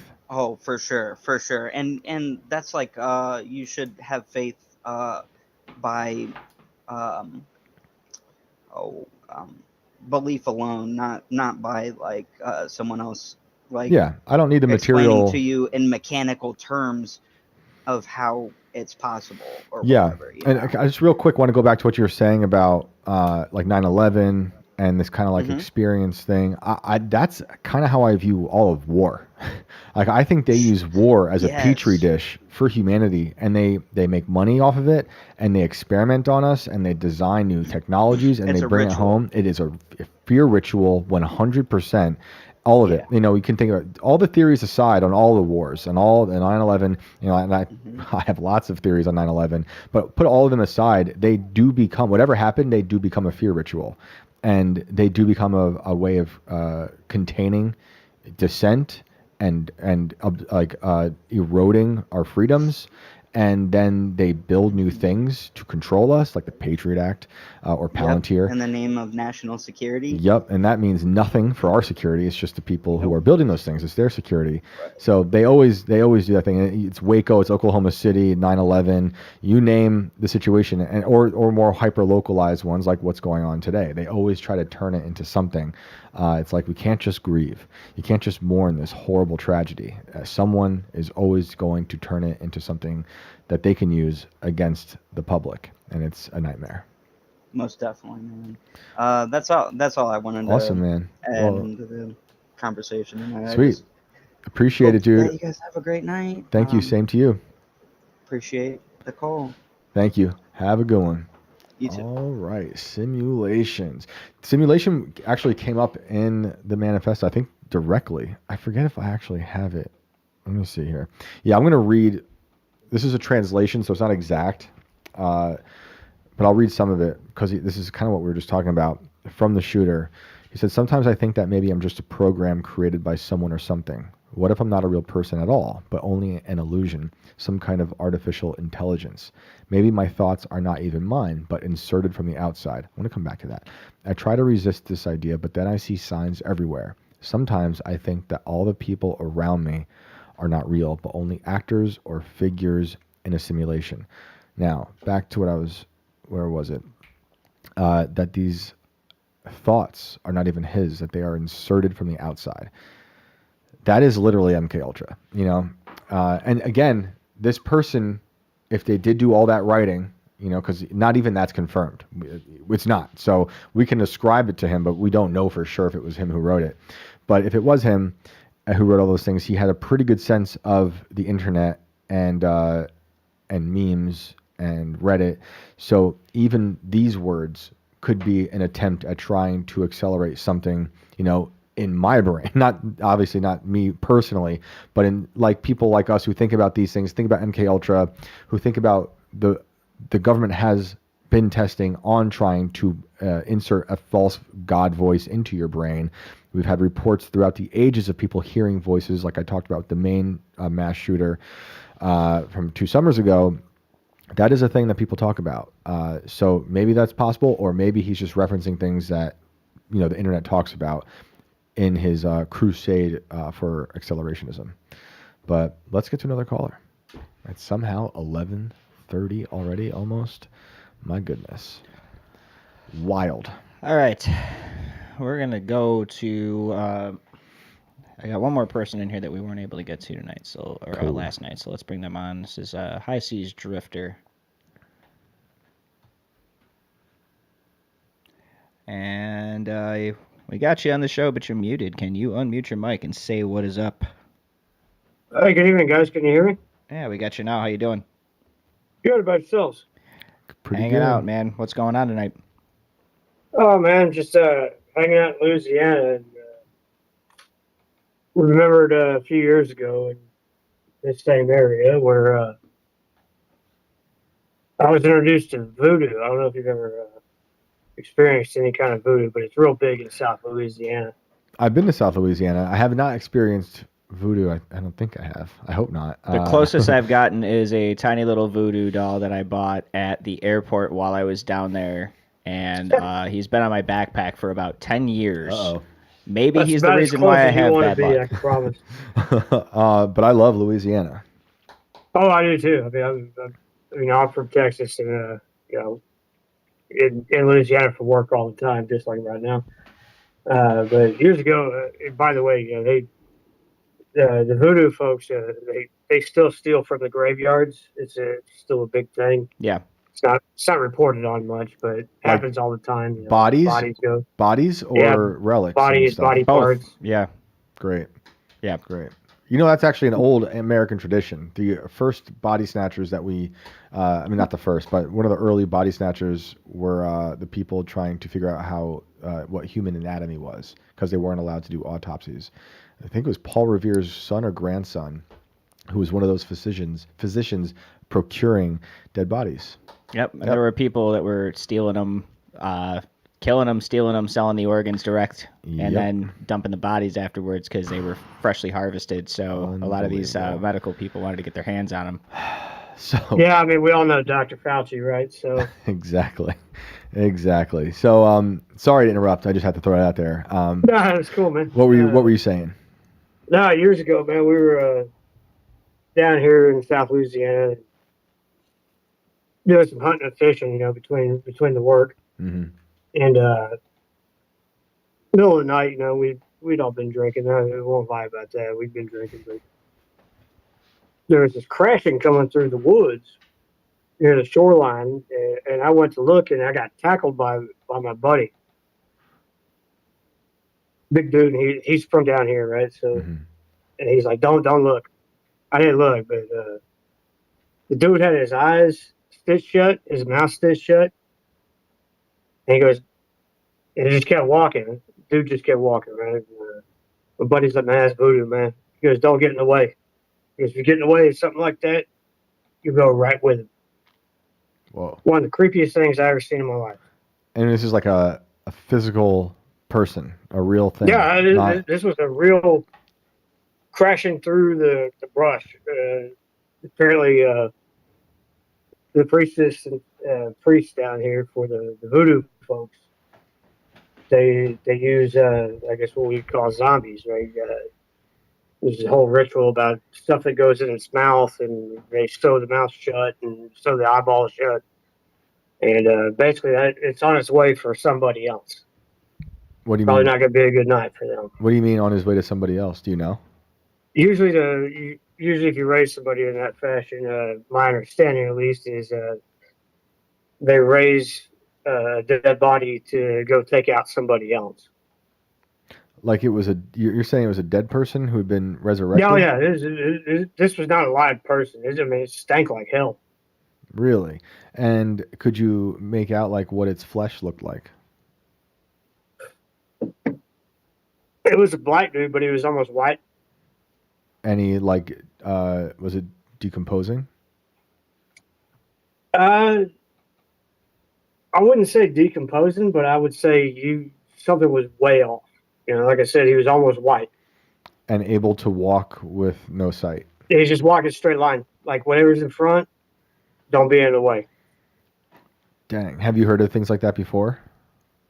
Yeah, it's a kind of big lore down in South Louisiana about the voodoo folks. And they do this to set them on someone like it's a weapon? Yeah.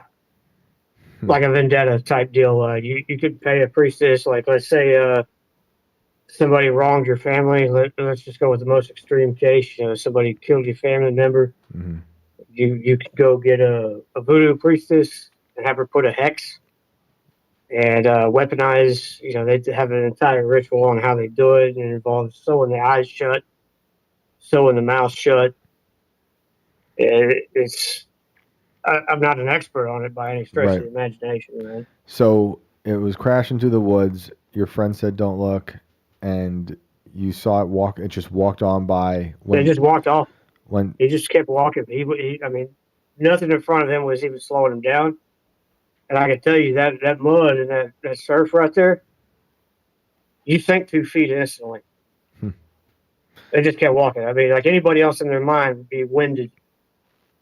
how do you carry on with your night after that? Like, what do you do? I was glad I'd already peed because otherwise it would have been in my pants.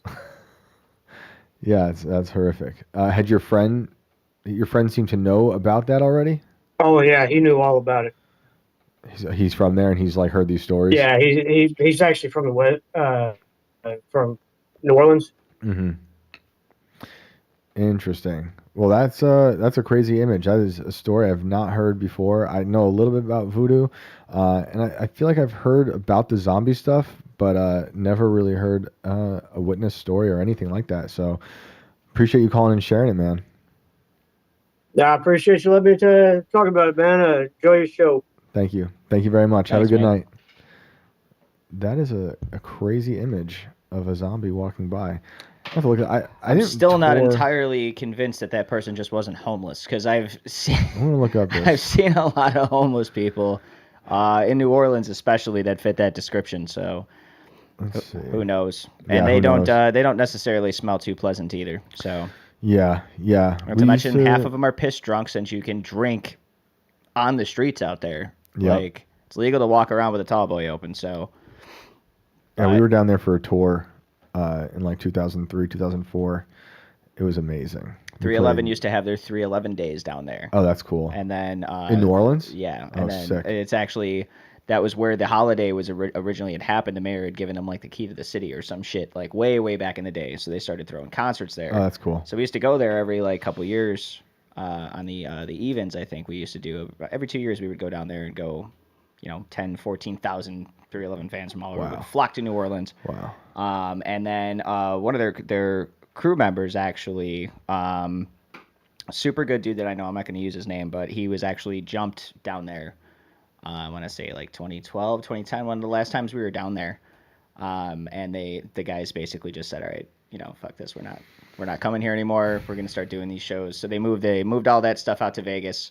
So they've been doing it in Vegas, and then we have the cruises on the other years. So That's it's like wild. cruise Vegas. You're like a deadhead for 311. Basically, yeah. Yeah. I've definitely seen them probably well over like 100 something Wow. times now at this point in the like 20 something That's years. wild. Traveled all over to see those guys. Great dudes. Met them all a bunch of times. Super That's cool. sick. And very, very inspiring with a lot of their music. So super positive. Yeah, I'd like to see them live. They're all really good. They are phenomenal live. Yeah. One of the best live bands I've ever Yeah, seen. that for drummer sure. is nasty. Yeah, Chad Sexton is a monster. Yeah, I don't think I've seen any band that much. Maybe just a few dozen times for probably Converge and Daughters, and that's probably it. Yeah, I can't think of any other bands I've seen that much. But man, Louisiana, I have so many good memories down there. Despite squatting in some really rancid apartments I don't think I was supposed to be in while we were on tour. Dude, I've been there, man. It sucks. Oh, man. I've slept in some pretty questionable places, man, on tour. You got to. If we have another caller, we Yep. can do that. Let's do it. We got some time. Let's, since he didn't call in last night on Tuesday like he usually does, let's get to Tiny. All right. We got Tiny in here. Let's do it. Dum, dum, dum, Oh, yeah, I forget Tiny replicates. Is Tiny sometimes. replicating? I'm waiting to see. No, we got him. He's here. Yo, What's good, man? What's up, man? what's up, man? How are you guys doing? Oh, we're doing. Chilling, man. What's going I on hear tonight? you. Oh man, I tell you what, it was a good day, man. Good. Took the the 12-year-old young men out. Well, 12 and under young men out. We had baseball practice today. It was a good day, but Incredible. I call it more so because I'm going to talk about what took place today in Minnesota or Minneapolis, wherever the hell that was. Yeah. Minneapolis. Yeah. So there's a couple things that I want to point out, right? Because I look at things through maybe a different lens than most people do because of my time in the fire service, right? Yeah, of course. I have never in my life, and I've been on some fairly significant incidents, I have never seen an elected official take off running through yellow barrier tape with his security detail trailing behind him in an active shooter type incident, right? And I haven't been on a whole lot of active shooter type incidents before, but just in any type of an incident like that doesn't take place, man. Did that happen today? Yeah, so actually Tim Cass posted a video of that mayor, the actor. Jacob Fry. Yeah, that dude, whatever his name is. I don't even want to dignify him by calling him by his name. He's an actor. Yep, I agree. Of homeboy taking off in front of a bunch of media cameras through the yellow tape with a security detail trailing behind him. Okay. Yeah. Right. The biggest point that I'm gonna call out is that everybody needs to understand that we're in a generation of fourth and fifth like warfare, generation warfare, right? Mm-hmm. It's a lot of psyops, okay? Mm-hmm. When you see somebody that their first response is to jump in front of a camera, you should question what's taking place, okay? Mm-hmm. In a situation like that, elected officials will typically go directly to wherever the command post may be, right? And that may be what he was doing in that video. Yeah. But again, it doesn't take place where he's running ahead of a security detail through yellow tape. You know what I mean? Is everybody standing there watching him in awe, like, oh, wow, watch this guy run, you know? Yeah. You couple that along with, I think Brandon brought up earlier about the dude had like a 60 seconds. He's on the stairs and he's heads in his hands. Yeah. Yep. That is not the way leaders operate. No, that was a photo opportunity, in my opinion. That's all he wants. 100 He's a one big photo op, that guy. Like most politicians. 100%. His press conference where he's talking about, oh, it's not thoughts and prayers that are going to save people. Everything this dude is doing is scripted. Yeah, he offered absolutely no commentary whatsoever on taking actual physical action on if anything could actually physically be done about trying to prevent this shit from happening out there. It was more just a call for supporting the families. And it's like, dude, yeah, everyone's thoughts are with the families. No one's thoughts are with the fucking shooting. Like, right. What are you going to do about this? Can you do anything? Is there anything that can be done? And we were talking to AK a little while ago about it, and he doesn't think the Democrats are on board to do anything because he doesn't think they can. So it's, you know. I think it goes a little further than that. I mean, I don't disagree with a lot of what he said. You know what I'm saying? I mean, I guess, you know, it's all about perspective, right? So I see it from a different lens than you guys do. I see it from a different lens than he does. But I think once we kind of all bring our views into focus, the truth will actually prevail, right? Mm-hmm. I have a huge problem. Go ahead. I was going to say, no, you're right. That's the goal. No, yeah. And, you know, they say the truth will out, you know. Yep. But, I mean, how fast is another story sometimes? No doubt, man. And I just think that man, these are going to continue. These attacks on children are going to continue because terror is something that you use against a populace when you want to control them. And there is no better means to control a populace than to attack their children, the most vulnerable population within the populace, right? And when you have parents that feel like they can't even send their kids off to church or school without being in fear, then you've won the battle, right? when you have elected officials who go up and listen, man, I'm going to tell you right now, man, I've been to places before and seen things where, dude, it turned my gut, right? But when it was time to be stoic, it was time to be fucking stoic. Of course. Like, you stood up and you acted like a man. Yep. And that's not anything that this dude represented in any way, shape, or form at all. No, this dude's a feminine little actor. Like, all he cares Yeah. about is camera time and getting his voice out there because he wants to be mayor. He wants to be in power. And that's, probably 99.5% of all politicians. And I don't disagree, man. On both sides, 100%. dude, and that's one of the Yeah. things that makes me sicker than anything. Like, it's not enough that we've got children laying dead. But the fact that someone is immediately going to jump on this as some kind of a poster opportunity to keep his office seat. That's one of the most disgusting things I think you can do is try to capitalize on a child's death for your own, fame and profession. And Yeah. to me, he seems, I don't know. I don't approve of shit like that. I think it's terrible. I think you're a disgusting. terrible human being. Yeah, it's totally disgusting. I agree. I mean, this dude is literally he is David Hogg as a mayor. That is fact, dude. Facts. Bro, I'm just Man. putting it out there, right? Yeah. Homeboy ran up onto a shooting scene that he had nothing to do with, and it acted like it was his kids that died there, right? And Yeah. I'm not saying that you shouldn't be just absolutely pissed off and just ready to take the world on when you see something like that. But number one, he didn't see shit. Okay? Yeah. That whole optic of him running through that yellow tape, I promise you, he was probably a block and a half away from anything that was actually taking place, right? Definitely. I mean, it's I get why politicians, I dislike most of them, but I get why they want to, or why they should be on the scene at some point of these tragedies to be a leader, right? Like, we want a leader and they should strike a certain tone, Well, dude, this ain't the movies, though. He's No. not just going to run up in an active crime scene. I don't give a shit who he is. If there's No. an active shooter going on, you're not going to catch the Right. mayor going in That's completely true. unarmed, unvested. That's true. They're not going to let it happen, for one. Two, I don't see anyone actually doing that that's elected to office. No, I was thinking of Right. like Giuliani or even, I hate to say his name out loud, George Bush.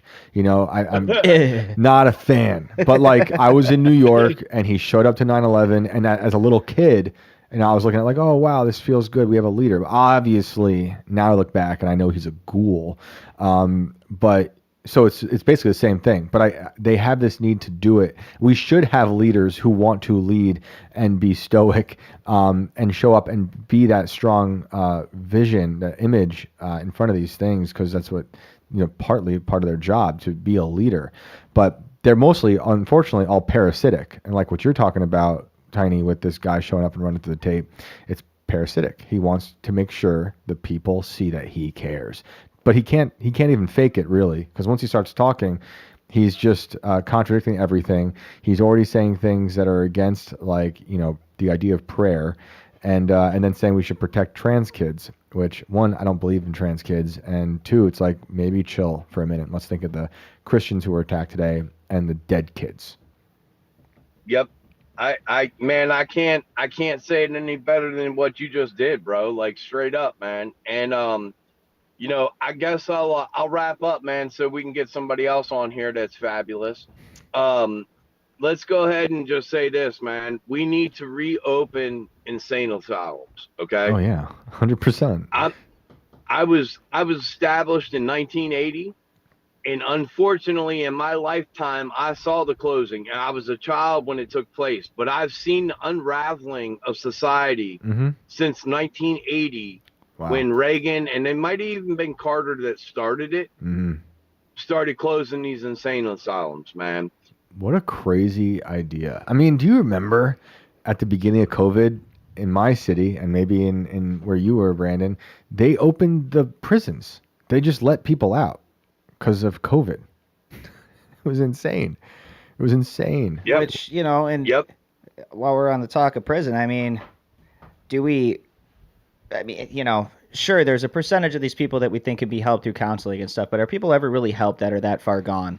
You know, isn't a better thing to do to stick these people in prison, and let them seek some kind of psychiatric therapy there while Yeah. they're serving out their sentence for being absolutely insane. I mean, if you're insane, sane, whatever you want to do, you're still committing a crime in the United States of America, one of the worst possible crimes, on top of the fact that in this instance, you've shot children. So, I mean, as far as souls go, you know, I don't think there's any redemption for that person. No. When it comes to religion, I don't think there should be. Yeah. And in the real world, I don't think there should be any redemption for them available here I mean, either. it's a crazy conversation to have because it's hard because I do believe that anyone can be redeemed, but that's one of the biggest conflicts I have. Well, sure, and I with it. believe in second chances too, but do you really But give one to someone like this? I don't want them. I can't. I cannot. I I'll don't leave think that I to could God. morally hand it over. I'll leave I it to don't God, think I could if you but gave me the choice to. Those people can't believe in society. Like they can't exist in society. Like they cannot. They And can't they don't be- want to. A No. lot of these people don't want to They exist can't in be society. That's the rehabilitated. whole point. Like these people, the pedophiles, they got to be taken out of society. They cannot be a part of normal society ever. Correct.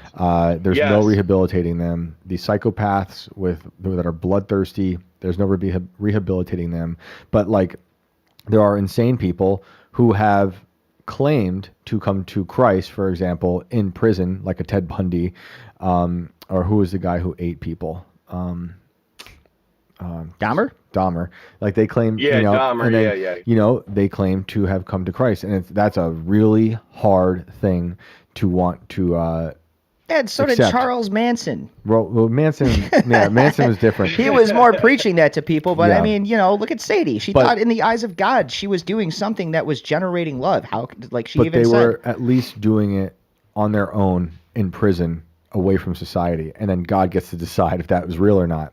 These people letting people out of asylums, letting it fall on society to determine whether these people should be with us is insane. That's insane. The people doing it should be in the asylums. But yeah, dude, I'm totally with you. We need to put those people away, and they can get whatever Yeah. help they need in those places. 100%. Agreed. And I mean, it's a much longer and more in-depth conversation. So, dude, I know you guys are like, this motherfucker, man. So I Never. was a corrections officer in both Kentucky and What? state of Maryland, right? Yeah, Wow. bro. You've had a life. So, Tiny's been around the block a couple times, man. Doug, I've turned a lot of corners in my life, man. But then I saw behind a lot of curtains, right? I'm sure. But the prison system is just, it's a warehouse, man. They call it rehabilitation. Yeah. There is no rehabilitation, man. And that's a very in-depth conversation. And if you guys want, we'll get into it at some other time. I know we only got a couple more minutes left. But I think ultimately the problem that we face right now is that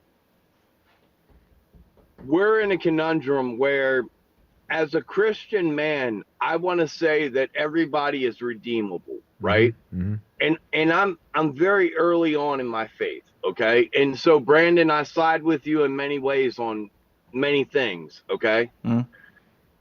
But Shane, I also hear what you're saying as well. And what I'm going to say is this, is that in Christ's kingdom, at least to my very vague understanding, is that Christ is the one who can redeem you, correct? Mm-hmm. And when I say that, I mean that as we aren't Christ, okay? And so if you do something in society that we deem to be irredeemable in society, right? It's not our place to allow you to repent. Okay? Now, you can repent to Christ and you can get right and go to heaven, but that does not mean that you should not suffer the consequences here on earth. Anyone else goes to totally. prison. Totally. Anyone else goes to prison. Yeah. Unless they plead insanity. Yeah. And then it's time to work Right. with them. Yep. Why are we working with these people? Yep. Yeah. I got agree. I got a lot of pushback from, I don't say a lot. I got some pushback from people who read my story, The Demon Hunters, about catching pedophiles with the great Alex Rosen, about how like these people were saying they could be rehabilitated, and I'm like, there's no effing way they can ever be in society, even if they've never really done it. Like, they have these fantasies. They're meeting with what they think are little kids. They have things on their computers. They can't exist in society.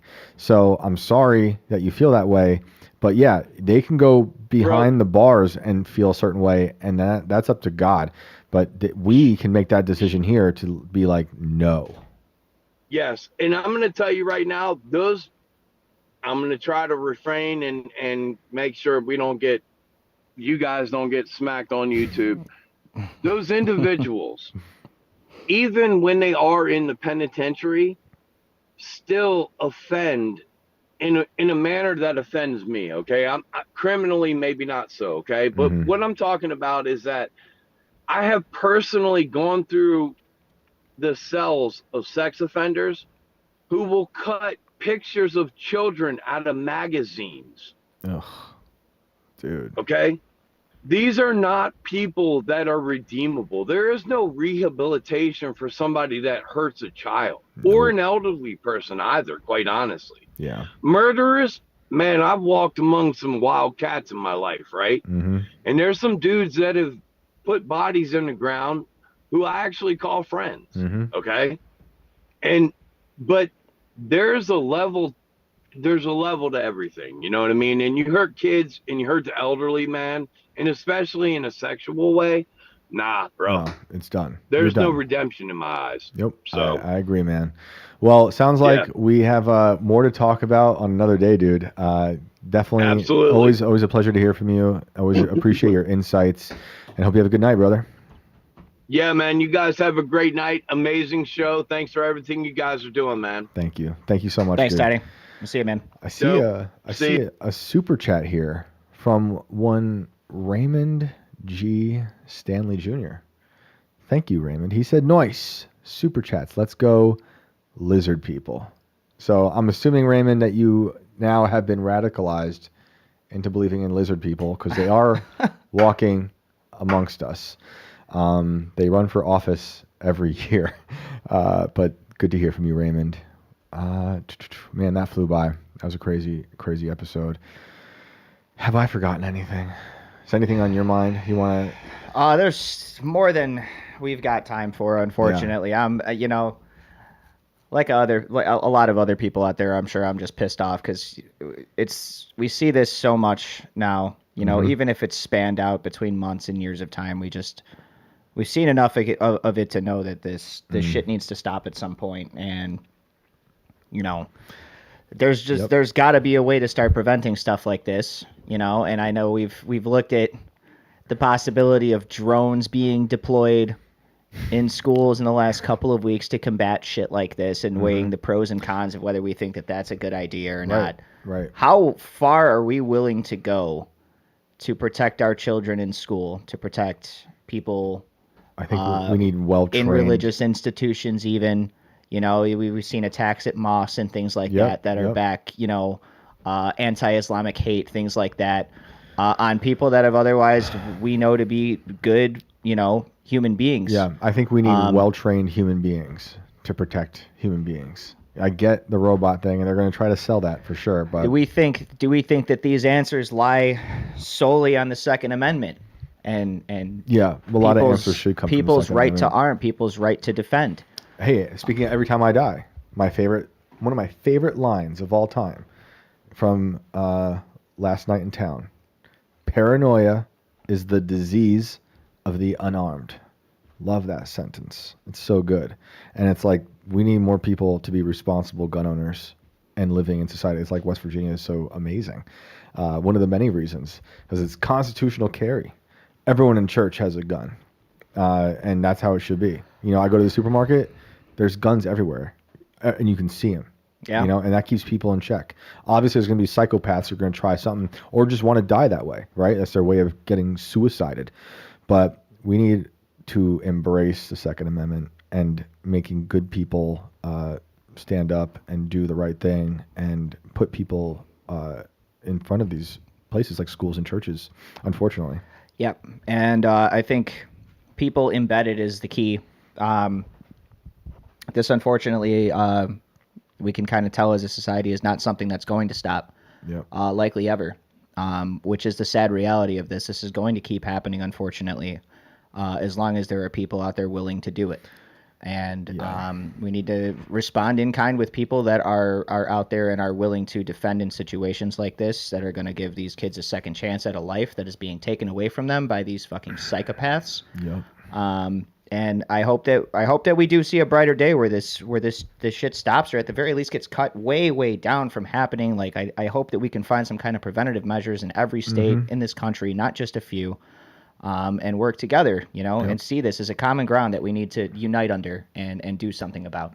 So that's amen, brother. That's all I got for tonight, though. That's how I feel. You guys can find me at Brando Inverted on Twitter and on X, Twitter is X. On Insta, you can tell my brain is jumbled.